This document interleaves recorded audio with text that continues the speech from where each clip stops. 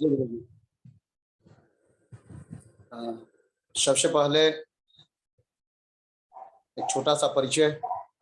नाम संजय कुमार विद्यार्थी, रहने वाला मूलतः हाजीपुर से ही,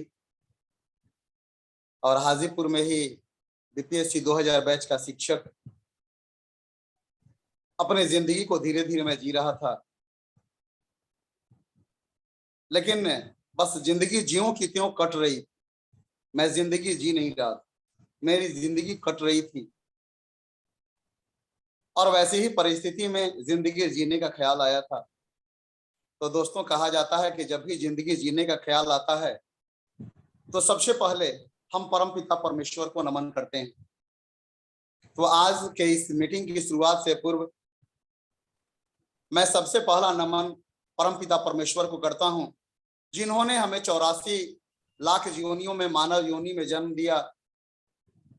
दूसरा नमन मैं अपने माता पिता को करता हूं, जिनके बेहतर संस्कार के वजह से आज मैं इस जिंदगी को जी पा रहा हूं।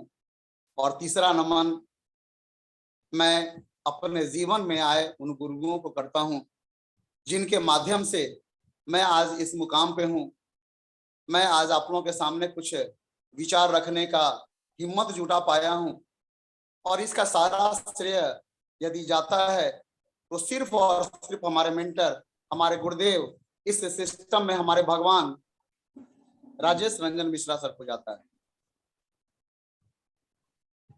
दोस्तों, सबसे पहले आज यदि आप इस दौलतमंद बनने की यात्रा में शामिल हुए हैं, आपने इस यात्रा में शामिल होने का फैसला लिया है, तो आज के इस जूम मीटिंग की ये जो कड़ी है, ये एक महत्वपूर्ण कड़ी है। और आज की इस कड़ी में आप सभी सपनों के सौदागर का मैं संजय कुमार विद्यार्थी एक बार फिर से हार्दिक हार्दिक अभिनंदन करता हूं, मैं स्वागत करता हूं। और सबसे पहले आज की इस कड़ी में अपने विचारों को रखने का जो हमें मौका मिला, जिन्होंने हमें मौका को दिया, आज मैं अपने महागुरु जी, क्योंकि मैं अपने गुरु को नमन करता हूं, महागुरु जी मैं उनको कहता हूं, उनके माध्यम से हमारे जिंदगी में भूचाल आया था दोस्त।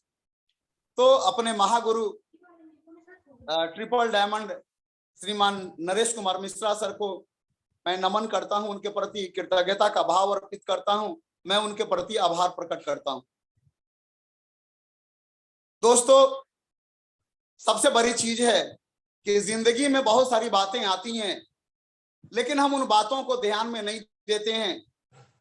तो ये जो जिंदगी है, मेरी जिंदगी कट रही थी, बीपीएससी बैच का मैं नौकर था। बहुत सारे लोग आज इस जूम पैनल पर होंगे जो गवर्नमेंट जॉब में होंगे और शान के साथ कहते होंगे कि मैं इस बिजनेस को ना भी करूं तो मेरा काम चलेगा, क्योंकि मैं तो सरकारी नौकर हूं। दोस्त, हमें भी सरकारी नौकर होने का ईगो था, हमें भी लग रहा था कि मैं तो सरकारी नौकरी कर रहा हूं, मैं इस बिजनेस को क्यों करूं। लेकिन इसी बीच हमारे पास 3 देवदूत आए थे। मैं पटना पुल पर एक्सीडेंट कर गया था, और उस एक्सीडेंट के बाद हमारे पास सीआरपीएफ के सब इंस्पेक्टर हमारे गुरुजी राजेश रंजन मिश्रा सर आए थे। इनके साथ इनके चाचा जी, जो आज इस सिस्टम में शख्स नहीं शख्सियत हैं, हमारे महागुरु जी नरेश मिश्रा सर आए थे, और इनके साथ एक बीपीएससी बैच के हेडमास्टर साहब आए थे। और जब मैं इस बिजनेस को नहीं करना चाहता था, तो हमारे महागुरु जी ने हमसे 2 सवाल पूछा था कि संजय जी, आप जिस बिजनेस को करने की बात सोच रहे हैं, इस बिजनेस को सब काम को करते हुए करना है, और एक इंसान के पास मात्र 3 विकल्प होता है, चाहे वो 60 बरस की सरकारी नौकरी कर ले, 60 बरस का प्राइवेट नौकरी कर ले, या फिर अपनी कोई बिजनेस कर ले। तो दोस्तों, यदि हमसे पूछा जाए तो जिंदगी चलाने के लिए कि इंसान कम से कम 60 बरस तक नौकरी तो करता ही है, या फिर कोई भी एक विकल्प को चुनता है। तो गुरुजी ने हमसे पहला सवाल पूछा था कि एक तरफ का मेहनत है जो लगातार आपको 60 बरस तक करना पड़ेगा, और दूसरे तरफ का मेहनत है जो 60 बरस वाले सभी कामों को करते हुए मात्र 4 से 5 साल करना है। संजय जी, आप मेरे को ये बताएं कि मेहनत कौन सा बढ़िया, 60 साल का वो लगातार मेहनत या फिर 60 बरस वाले सभी कामों को करते हुए 4 से 5 साल का मेहनत, जहां से सप्ताह का 2 लाख, महीने का 8 लाख और साल का 1 करोड़ रुपया कमाया जा सकता है।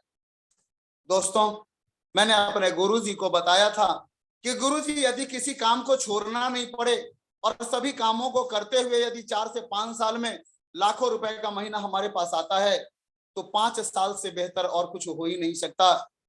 और गुरुजी ने तब हमसे दूसरा सवाल पूछा था कि संजय जी, बस दूसरा एक और सवाल आपसे, आप भले ही इस बिजनेस को करना ना करना, लेकिन इस सवाल का जवाब बहुत ही संजीदगी से देना। तो इन्होंने कहा था कि संजय जी, 60 बरस की चाहे वो सरकारी नौकरी हो, चाहे वो 60 बरस का प्राइवेट नौकरी हो, या फिर कम से कम 60 बरस तक किया जाने वाला एक बिजनेस हो, इन तीनों बिजनेस में या फिर नौकरी में एक सबसे बड़ा परेशानी आता है, एक सबसे बड़ा प्रॉब्लम फंसता है, जिसको अभी 2 साल से सारे लोग झेल रहे हैं कोरोना पीरियड में। और वो परेशानी होती है, वो सवाल उठता है कि इन तीनों क्षेत्र में आमदनी आखिर कब तक। दोस्तों, जवाब आएगा जब तक हम सही सलामत हैं, जब तक हम सही सलामत रहेंगे तब तक हम उस काम को करेंगे, और जब तक हम उस काम को करेंगे तब तक हमारे पास दोस्त पैसा आएगा। लेकिन दूसरे तरफ 4 से 5 साल का एक फील्ड ऐसा फील्ड था जिसमें सभी कामों को करते हुए मात्र घंटा 2 घंटा लगा करके किया जाना था। और यदि हम यहाँ 4 से 5 साल अपनी स्थिति को लगातार बनाए रहते हैं तो 5 साल बनाए रखने के बाद यहाँ से हम काम करेंगे तब भी, नहीं करेंगे तब भी, हम इस दुनिया में रहेंगे तब भी, और नहीं रहेंगे तब भी। एक मुकाम आता है दोस्त, टीम क्रिएट होने के बाद डायमंड बनने का। तो डायमंड बनने के बाद हम यहाँ से रहेंगे तब भी आएगा, नहीं रहेंगे तब भी आएगा, काम करेंगे तब भी आएगा, नहीं करेंगे तब भी आएगा। यानी ये जो दूसरा सवाल था, ये सवाल हमारे लिए एक यक्ष प्रश्न की तरह था कि एक तरफ मैं सरकारी नौकरी को कर रहा था, जहां मैं जब ड्यूटी पर जाऊंगा हमें पैसे मिलेंगे, ड्यूटी पर नहीं जाऊंगा हमारी सैलरी कट जाएगी। लेकिन दूसरे तरफ एक विकल्प के रूप में था कि सभी कामों को करते हुए यदि मैं 5 साल वाले काम को कर लेता हूं तो हमारी जिंदगी निश्चिंता के कगार पर पहुंच सकती है, हमें 3 पीढ़ी का कल्याण हो सकता है, हमें तो मिलेगा ही, हमारे 3 पीढ़ियों का भी उद्धार हो सकता है। दोस्त, वैसी परिस्थिति में जब मैं एक्सीडेंट के बाद बेड पर पड़ा हुआ था, गुरुजी ने कहा था कि संजय जी, अब आप बताओ कि काम 60 बरस वाला बढ़िया या फिर 4 से 5 साल वाला बढ़िया, जहां हम नहीं होते तो भी आता। तो दोस्तों, मैंने अपने गुरुजी को जवाब दिया था कि सर, कुछ भी हो, यदि मैं इस दुनिया में ना रहूं तब भी यदि मेरे पास पैसा आए तो हमें सबसे बढ़िया लगेगा। और क्योंकि दोस्त, मैं पटना पुल पर एक्सीडेंट कर चुका था, दिमाग में सिर्फ और सिर्फ एक सवाल चल रहा था कि आज तो सौभाग्य मेरे साथ है, लेकिन कल के डेट में हम पुरुष समाज के लोग हैं, चाहे मैं सब्जी के लिए सड़क पर निकलूं, घर परिवार के किसी काम के लिए मैं सड़क पर निकलूं, या फिर अपने ड्यूटी के लिए सड़क पर निकलूं, निकलना तो हर हाल में पड़ेगा। और दोस्त, कोई भी व्यक्ति यदि सड़क पर निकल गया है तो इस बात की गारंटी नहीं दे सकता कि वो सही सलामत घर वापस आ जाएगा। और ये सवाल हमें अंदर तक झकझोर दिया था। और दोस्त, उस दिन हमें जिंदगी जीने का एक मकसद मिला था। हमें ये लगा था कि दोस्त, लोग तो बहुत सारी बातें कहते हैं कि आप इस बिजनेस में फंस जाओगे, आप इस बिजनेस में बर्बाद हो जाओगे। लेकिन दोस्त, एक तरफ हमारे महागुरु जी थे जो हमारे विजन को क्लियर कर रहे थे, क्योंकि मैं इस बिजनेस को करना नहीं चाहता था। नेटवर्क मार्केटिंग से मुझे बहुत भयंकर चिढ़ थी। नेटवर्क मार्केटिंग मुझे फंसने और फंसाने का बिजनेस लगता था। हमें सिर्फ लगता था कि नेटवर्क मार्केटिंग में आज तक कोई व्यक्ति कामयाब नहीं हुआ। यदि लोग कहते हैं तो वो अलग के होते हैं जिनको मैं जानता नहीं होता। लेकिन दोस्त, महागुरु जी ने जब बिहार के कुछ सफल लोगों के बारे में बताया, महागुरु जी अविनाश सर जो स्टेशन मास्टर हुआ करते थे, उन्होंने इस बिजनेस को छोड़ दिया, इस जॉब को छोड़ दिया था। तो उनके बारे में जब उन्होंने उदाहरण दिया तो दोस्त, हमारे अंदर की सोई आत्मा जगी, और तब हमें लगा कि नहीं, कुछ भी है, हमें इस बिजनेस को करना है। और इस बिजनेस को तब तक करना है जब तक कि मैं अपने डायमंड नहीं बन जाता और मेरे सपने के साथ जिन लोगों ने अपने सपने को जोड़ा है, मैं उनको डायमंडशिप के मुकाम पर नहीं ले जाता दोस्त, तब तक हमें काम को करना है। लेकिन सभी चीजों को जानने के बावजूद आखिर लोग इस बिजनेस में सफल क्यों नहीं हो पाते? आज अभी रैंक चल रहा है, बहुत सारे लोगों का रैंक नहीं हो पा रहा है, हम रैंक से दूर हो पाते हैं, हम रैंक के विजन को नहीं समझ पाते हैं कि आखिर रैंक हमें करना क्यों। तो दोस्त, पहले भी हम डायमंड बनने के लिए काम कर रहे थे। आज हो सकता है कि बहुत सारे लोग विभिन्न लेवल पर हों, लेकिन जब ट्रिपल सी बिजनेस शुरू हुआ था, कब शुरू हुआ, कैसे शुरू हुआ, ये सारे लोग जानते हैं। तो दोस्त, मैं बताना चाहूंगा कि इस बिजनेस में सफल होने के लिए हमारे विजन का क्लियर होना जरूरी है, हमारे वाई का क्लियर होना जरूरी है। क्योंकि जब भी यदि हम कहीं जाते हैं तो सबसे पहले हमारे दिमाग में ये बातें आती हैं कि आखिर कैसे करना है, और इससे पहले आती हैं कि हमें क्यों करना है। जिस दिन हमें क्यों का जवाब मिल जाता है, हमारा एक मजबूत वाई क्लियर हो जाता है, बस वैसे ही हम किसी भी काम को ईमानदारी पूर्वक करने लगते हैं दोस्त। और दोस्त, हमारे भी इस बिजनेस को करने का वाई क्लियर हो गया था, क्योंकि मैं एक्सीडेंट करके बेड पर था, और जब हमें बताया गया तो निश्चित तौर पे मैं इस बिजनेस को करने को सोचा, और जब करने को सोचा तो फिर बात आई कि आखिर मैं कैसे करूं। तो हमने इस बिजनेस को जो अपने महागुरुजी, अपने गुरुजी राजेश सर के माध्यम से सीखा है, उसमें सबसे पहली बातें ये आई कि इस बिजनेस को करने के लिए एक उत्साह का होना जरूरी है, एक स्ट्रेटजी का होना जरूरी है, और इस काम में जब तक हम प्लानिंग नहीं करेंगे तब तक हम किसी भी काम को नहीं कर सकते दोस्त। तो सबसे पहले हमें इस बिजनेस में क्या करना है कि इस बिजनेस में रैंक लेने की बात सोचनी है कि आखिर हम रैंक कैसे ले सकते हैं। और जब आपने यदि रैंक ले लिया तो कहा जाता है कि यदि आप रैंक लेते हैं तो एक तीर से कई निशाना करते हैं, आप रैंक भी करते चले जाते हैं, और आपके डायमंडशिप की जो मंजिल है, वो डायमंडशिप की मंजिल भी आपकी आगे बढ़ती चली जाती है। यानी इस बिजनेस में ये कहा जाता है कि रैंक करने वाला व्यक्ति अपने दोनों हाथों में लड्डू को रखता है दोस्त। और आज कंपनी ने 11 जून 2021 को जब इस ट्रिपल सी जब रैंक की शुरुआत की थी, तो बहुत सारे लोग जिस समय बहुत विभिन्न लेवल पर थे, कोई सिल्वर थे, कोई गोल्ड थे, कोई पर्ल थे, कोई टोपाज थे, सभी लोगों को आगे बढ़ाने के लिए ये रैंक जो है ये बहुत बढ़िया काम किया। तो हो सकता है कि आप सिल्वर हैं, हो सकता है कि आप गोल्ड हैं, हो सकता है कि आप पर्ल हैं, लेकिन आप सभी को ट्रिपल सी में प्रेशर से ही शुरुआत करनी पड़ी थी। सारे लोगों की शुरुआत प्रेशर से हुई थी। अब दोस्त, इस बिजनेस में सवाल उठता है कि व्हाट टू डू, रैंक को करने के लिए आखिर करना क्या पड़ेगा। तो दोस्त, रैंक को करने के लिए सबसे पहले इस बिजनेस में हमें 100% यूजर होना होगा। क्योंकि अभी तक बिजनेस में हमें जो बताया गया था कि जीवन में एक बार की खरीदारी है, तो दोस्त यदि हम मानते हैं कि जीवन में एक बार की खरीदारी हमारी होती है, और इसके बावजूद हम घर में उपयोग होने वाली कहीं ना कहीं वस्तुओं को खरीद रहे होते हैं, तो खरीद रहे होते हैं तो उस सामान को हम इस बिजनेस से क्यों नहीं खरीद सकते। हमारे मन में ये चलता है कि यहाँ का सामान महंगा होता है, लेकिन दोस्त यदि मैं अपने दूसरे कंपनी का टूथपेस्ट यूज कर रहा हूँ, दूसरे कंपनी का टूथपेस्ट को लगातार अपने घर में प्रयोग करके, और हमारे यहाँ कोई भी व्यक्ति यदि आते हैं वो हमारे यहाँ दूसरे कंपनी का टूथपेस्ट देखते हैं, यानी हम दूसरे कंपनी का ब्रांडिंग कर रहे होते हैं, तो वैसी परिस्थिति में दोस्त हम दूसरे लोगों को इसका प्रमोट नहीं कर सकते।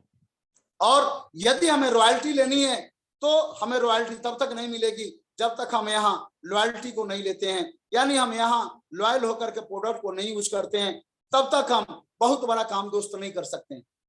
तो सवाल ये उठता है कि सभी कामों को करने के बाद यदि हम इस क्षेत्र में इस सफर को आगे बढ़े हैं तो हम कैसे कर सकते हैं। तो हमारे महागुरु जी हमेशा बार बार बताते हैं कोर टीम की बात।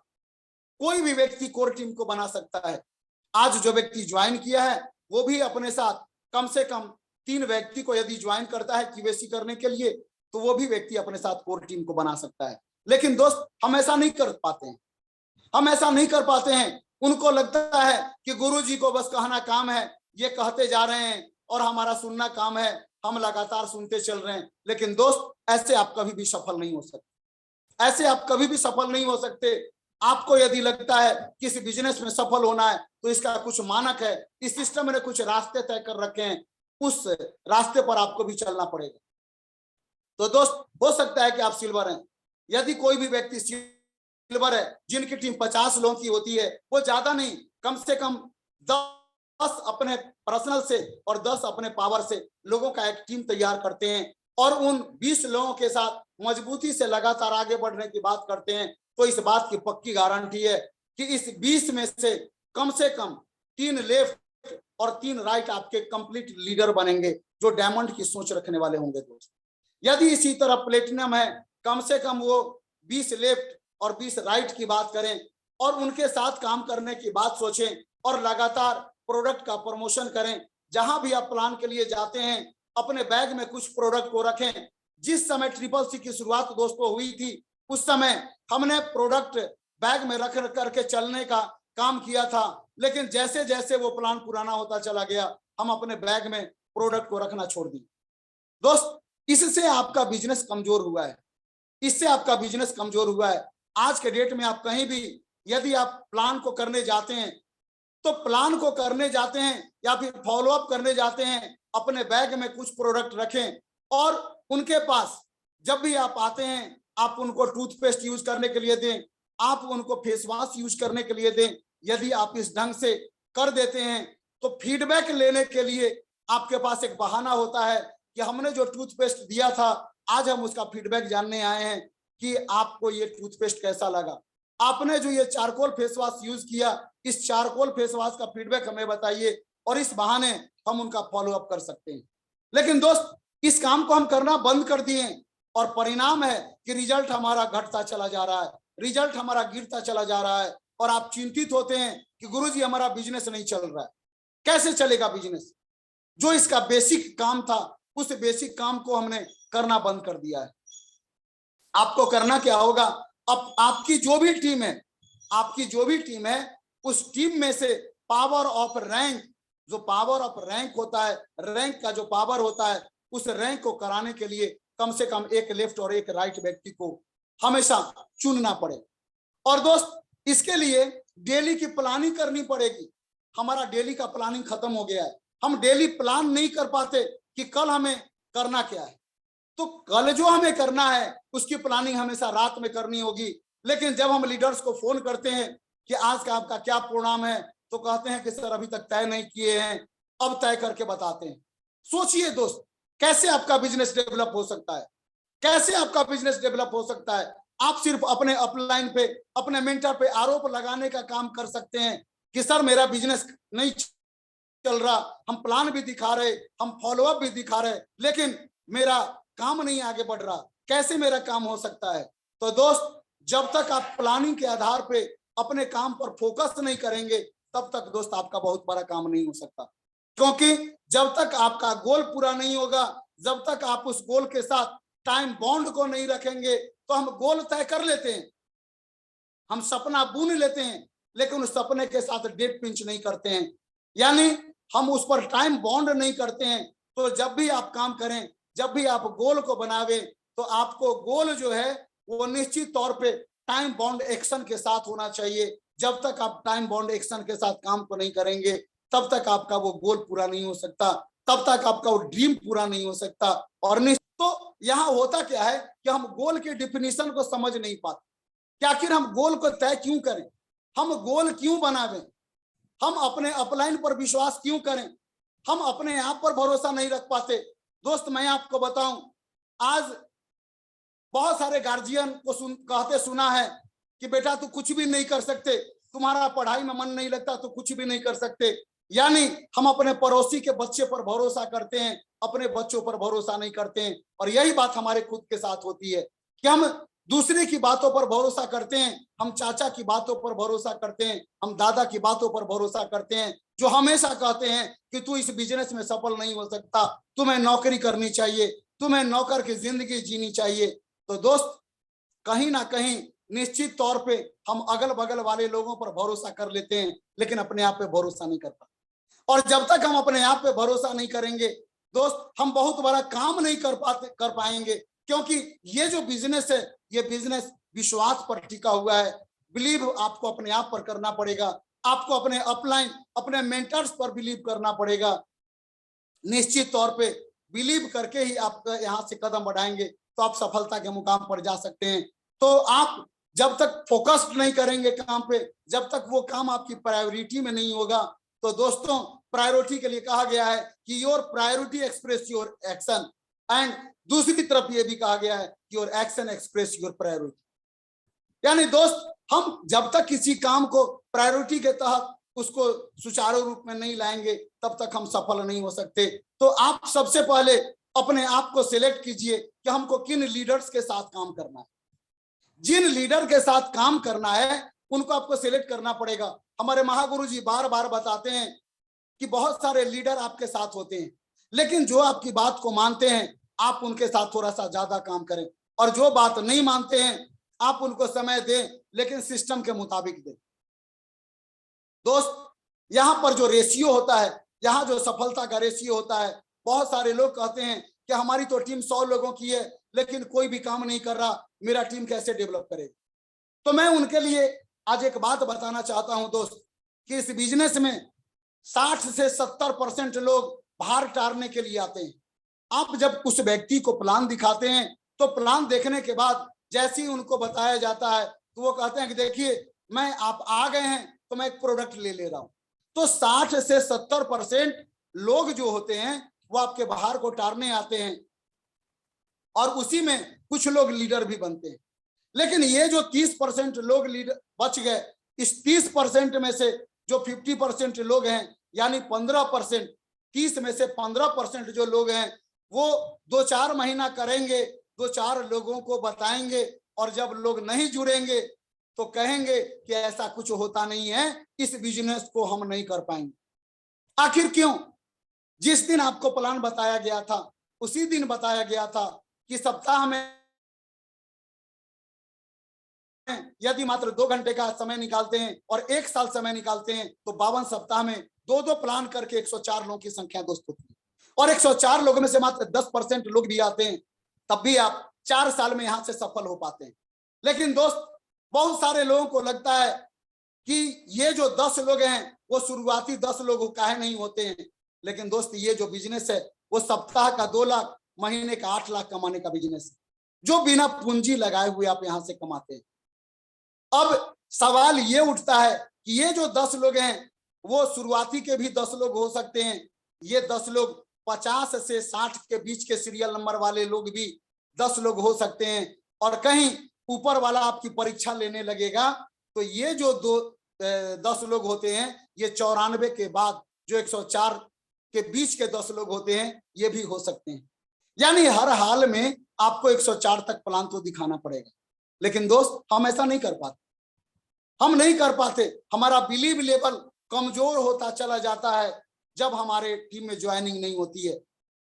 तो दोस्त, हमेशा हमको इस बात को ध्यान रखना पड़ेगा कि अब जो 15% लोग बच गए, इस 15% लोग में 10% जो लोग हैं, ये 10% लोग लगातार अपने अपलाइन पर भरोसा करके, अपने ग्रेट मेंटर्स की बात को मान करके लगातार आगे बढ़ते चले जाते हैं, और ये 5% लोग जो होते हैं वो 5% देख देख करके कि हमारे अपलाइन सफल हो रहे हैं, हमारे डाउनलाइन सफल हो रहे हैं, वो भी लोग यहाँ से सफल हो जाते हैं। तो आपको चिंता करने की जरूरत नहीं है। आपकी 100 की टीम हो सकती है, लेकिन उस 100 में से आपके फेस वैल्यू पर 60 से 70 लोगों ने ज्वाइन किया था, 80 लोगों ने ज्वाइन किया था, तो आपके जो रेस्ट बच गए हैं लोग, आप उनके साथ सिस्टम के मुताबिक काम करें। दोस्त, आप सिस्टम के मुताबिक काम करें, आप लीडर का चयन करें, बहुत ज्यादा नहीं है, कम से कम एक लेफ्ट और एक राइट। आप कसम खा लें कि एक लेफ्ट में हमें डायमंड बनाना है और एक राइट में हमें डायमंड बनाना है, क्योंकि दोस्त आपको यही 2 लोगों को आप काम करके आप इनको सफल बनाएंगे, और जब सफल बनाएंगे तो आप खुद सफल होंगे। लेकिन विश्वास लेवल आपका मजबूत होना चाहिए। दोस्त, यहाँ पर एक छोटी सी कहानी मैं कहना चाहूंगा कि सिकंदर जब वो विश्व विजेता बना, तो सिकंदर जब आया, आक्रमण किया, तो उन्होंने क्या किया कि जब वो भारत की तरफ बढ़ा था तो युद्ध में बहुत सारे सैनिक उसके मारे गए थे, और बहुत सारे जब सैनिक उसके मारे गए थे तो वो जिस देश पर जा रहा था आक्रमण करने के लिए, उस देश पर आक्रमण करने के लिए मात्र उसके पास छोटी सी टीम बच गई थी। और जाते जाते रास्ते में एक दुर्गा मंदिर पड़ता है और वहां वो सैनिक को टिका देता है, रात में विश्राम का आदेश देता है और वो अपने सेनापति के साथ मंत्रणा करता है। जैसे आज टीम लीडर अपने मेंटर के साथ मंत्रणा करते हैं, वैसी मंत्रणा करता है। तो सिकंदर कहता है कि सेनापति ये बताओ इस युद्ध को हम कैसे जीत सकते हैं, हमारे पास तो मात्र मुट्ठी भर सेना बची हुई है। तो सेनापति जो होता है उसका विश्वास लेवल काफी हाई होता है दोस्त। वो कहता है कि महाराज निश्चित तौर पे हम इस युद्ध को जीतेंगे और ये कल हम बताएंगे कि कैसे जीतेंगे। सुबह में जो सारी सेना होती है वो सारी सेना जगती है, फ्रेश होती है, तैयार होती है और सभी सेना को आदेश दिया जाता है कि आपको दुर्गा मंदिर पहुंचना है। हम युद्ध में जीतेंगे या नहीं जीतेंगे इस बात का फैसला मां दुर्गा करेंगी। कैसे करेंगी ये वहीं पे पता चलेगा दोस्त। तो सारे सैनिक एक्साइटमेंट में होते हैं कि हम जिस देश पर आक्रमण करने जा रहे हैं हम उस युद्ध को जीतेंगे, इस बात का फैसला तो यहीं पर हो जाए। और वो जो सेनापति होता है वो सेनापति एक सिक्के को उछालने की बात करता है और वो सेना को बताता है कि यदि हम सिक्का को उछालते हैं और सिक्का को उछालने के बाद यदि हेड आता है, यानी मां दुर्गा का ये कहना है कि आप इस युद्ध को निश्चित तौर पे जीत जाएंगे। और वो सेनापति सारे सेना को इकट्ठा करके और उस सिक्का को उछाल देता है और सिक्का को उछालने के बाद हेड आता है दोस्त। जैसे ही हेड आता है जो सेना है वो खुशी से उछल जाती है, उसका जो एक्साइटमेंट का लेवल होता है, उसका जो कॉन्फिडेंस का लेवल होता है वो डबल हो जाता है। और दोस्त जब डबल हो जाता है वो सेना कहती है अब तो पक्का हम इस देश पर निश्चित तौर पे विजय हासिल कर लेंगे। और सेनापति सेना को लेकर के आगे बढ़ जाता है और वो जाता है। इनकी सेना मात्र 100 की संख्या में होती है और जिस देश पर ये आक्रमण करने जाते हैं वहां की सेना 1000 की होती है। इसके बावजूद एक्साइटमेंट और कॉन्फिडेंस लेवल हाई होने के कारण वो उस देश पर विजय हासिल करके लौटता है। जब वो विजय हासिल करके लौट रहा होता है तो सिकंदर पूछते हैं अपने सेनापति से कि सेनापति ये बताओ आखिर तुमने इस युद्ध को कैसे जीता। तो वो महाराज को बताते हैं कि महाराज इसमें बहुत बड़ी बात नहीं है, हमारी सेना कम थी, हमारे सेना का उत्साह बढ़ाना था, हमारी सेना का मनोबल बढ़ाना था। जैसे हमारे टीम लीडर हमारे मेंटर हमारा मनोबल बढ़ाते हैं वैसी बस मनोबल बढ़ाना था और मेरे पास कोई विकल्प नहीं था। ये जिस सिक्का को मैंने उछाला था इस सिक्का के दोनों साइड सिर्फ और सिर्फ हेड ही था। ये जिस तरफ भी गिरता तो सिर्फ और सिर्फ हेड ही आता और जब हेड आता तो हमारे सेना जो है उस सेना का मनोबल वो लगातार बढ़ता चलेगा। दोस्त हमारी भी जो हमारी टीम होती है, हमारी टीम का लेवल, हमारा एक्साइटमेंट का लेवल हमारे मेंटर के बदौलत बढ़ रहा होता है। आपका बिजनेस बढ़े ना बढ़े कोई फर्क नहीं पड़ता, आपके डीडी निकले ना निकले कोई फर्क नहीं पड़ता। हमारे जो मेंटर होते हैं वो हमेशा कहते हैं कि संजय जी मैं आपके साथ हूँ, मैं आपके साथ हूँ, कोई फर्क नहीं पड़ता। आज बिजनेस नहीं चल रहा, बिजनेस का उतार चढ़ाव का नियम होता है, यदि वो स्ट्रेट लेवल में चलने लगे तो समझ लीजिए वो जिंदगी समाप्त हो गई। यानी आपका बिजनेस अप और डाउन चल रहा है तो बहुत बढ़िया आपका बिजनेस चल रहा है, यानी बिजनेस आपकी अच्छी स्थिति में चल रही है। तो दोस्त हमें काम को फोकस करके काम करना पड़ेगा और जब तक हम फोकस करके काम नहीं करेंगे तब तक हमारा काम बहुत बड़ा नहीं हो सकता। तो सबसे बड़ी चीज है कि जब हमारे मेंटर हमें कहते हैं, हमेशा भरोसा दिलाते हैं, तो सबसे पहले आपको अपने ऊपर भरोसा करना पड़ेगा। आपको अपने ऊपर भरोसा करना पड़ेगा कि आपकी टीम कर रही है नहीं कर रही है कोई फर्क नहीं पड़ता, आपको डायमंड बनना है, इसलिए आपको प्लान दिखाना पड़ेगा, आपको फॉलो अप करना पड़ेगा। और दोस्त अपने मेंटर पे हमेशा आप विश्वास करें और मेंटर से हमेशा पूछे, शाम की प्लानिंग करें कि गुरुजी मैं कल कौन सा काम करूं। यानी आपका सेल्फ कॉन्फिडेंस तब बढ़ेगा जब आप अपने गुरुजी की बात को हमेशा मान करके चलेंगे, अपने गुरुजी की बात को हमेशा आगे मान करके चलेंगे तो आपका रैंक भी अचीव्ड होगा। और जब आपके गुरुजी कहते हैं कि इस काम को करना है, दोस्तों हमेशा यस की आवाज आनी चाहिए, क्योंकि यदि आपके जबान से नो की आवाज आ जाती है, आपके गुरु का जो विश्वास का लेवल होता है आपके प्रति वो डाउन होने लगता है, वो डाउन होने लगता है। और दोस्त नेटवर्क मार्केटिंग में, ये जो नेटवर्क मार्केटिंग बिजनेस है ये विलिंगली बिजनेस है, ये इसमें आपको विल पावर को हमेशा डेवलप करते रहना पड़ेगा। ये जो बिजनेस है ये धक्का मुक्की करके आप लगातार आगे नहीं बढ़ सकते। यह कोई मेला नहीं है दोस्त, ये बिजनेस कोई मेला नहीं है, लेकिन जब आप ज्वाइन कराते हैं भीड़ के हिस्सा होते हैं, मेला के हिस्सा होते हैं, उस भीड़ से आपको निकलना पड़ेगा। जो आपके साथ लोग काम करते हैं उनको लेकर के आपको आगे बढ़ना पड़ेगा, क्योंकि ये जो बिजनेस है दाल रोटी कमाने का बिजनेस नहीं है, ये बिजनेस तो दोस्त जिंदगी बदलने का बिजनेस। आपको वाई क्लियर करके आप क्यों कर रहे हैं इस बिजनेस को, क्योंकि आज बहुत सारे लोग ऐसे हैं जिनको कि यही पता नहीं है कि मैं कर क्या क्यों रहा हूं। दोस्त ये बिजनेस गेहूं का फसल वाला बिजनेस नहीं है, ये आम के फसल का बिजनेस है। जैसे गेहूं का बिजनेस 60 से 90 दिन में तैयार हो जाता है, उसके बाद खेत में पता भी नहीं चलता।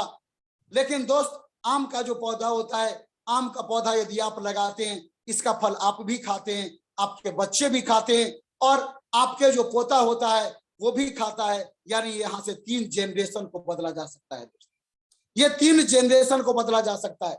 और जब भी हम किसी कार्यक्रम में शरीक होते हैं, यहाँ से ये जो बिजनेस है ये मोटिवेशन का बिजनेस है। लेकिन ये जो मोटिवेशन का बिजनेस है तो सवाल ये उठता है कि आप सेल्फ मोटिवेटेड हो करके बहुत बड़ा काम कर सकते हैं, लेकिन कार्यक्रम से मोटिवेट होकर के, बीबीएस से मोटिवेट होकर के बहुत बड़ा काम आप नहीं कर सकते, बहुत बड़ा काम आप यहां से नहीं कर सकते। निश्चित तौर पे यहां आपको अपने फेस वैल्यू को लगा करके और उनके बीच एक लीडरशिप का गुण डेवलप करना पड़ेगा, लीडरशिप का गुण डेवलप करना पड़ेगा। और यदि आप सफल होना चाहते हैं तो इसका सिर्फ और सिर्फ एक फॉर्मूला है कि फॉलोअप में हमेशा लोगों के ना सुनने की आदत डालनी पड़ेगी दोस्तों। और आपको एमसीआर, जो एमसीआर होता है, एमसीआर के फॉर्मूले को हमेशा मानना पड़ेगा, हमेशा मानना पड़ेगा। और एमसीआर का जो फॉर्मूला है वो फॉर्मूला है मेंटरशिप, यानी एक मेंटरशिप को मानना पड़ेगा। सी फॉर काउंसलिंग कमिटमेंट, यानी आपको कमिटमेंट और काउंसलिंग अपने अपलाइन के साथ करनी पड़ेगी, और आप जो कमिटमेंट करते हैं उस कमिटमेंट पर आपको खरा उतरना पड़ेगा। और आर फॉर रिपोर्टिंग होता है दोस्त, जिसको कि हम नहीं कर पाते। हमारे गुरुजी कहते हैं कि आपको यदि सफल होना है तो रिपोर्टिंग करना पड़ेगा, लेकिन दोस्त हम रिपोर्टिंग नहीं कर पाते। आप अपने अंदर झांकिए कि आखिर आपके अंदर कमी कहाँ है। हम सोचते हैं कि हम तो खुद गुरु बन गए हैं, हमको रिपोर्ट करने की जरूरत कहाँ है। आज बहुत सारे लोगों के बीच ये होता है कि हम तो सिल्वर हैं, हम गुरु हो गए, हमको सीखने की जरूरत नहीं है। हम गोल्ड हो गए, हमें सीखने की जरूरत नहीं है। हम पर्ल हो गए, हमें सीखने की जरूरत नहीं है। लेकिन दोस्त आप किसी भी लेवल पर हैं, आपको अगले लेवल पर जाने के लिए आपको अपने मेंटर के साथ बैठ करके प्लानिंग करनी पड़ेगी और सीखना तो पड़ेगा।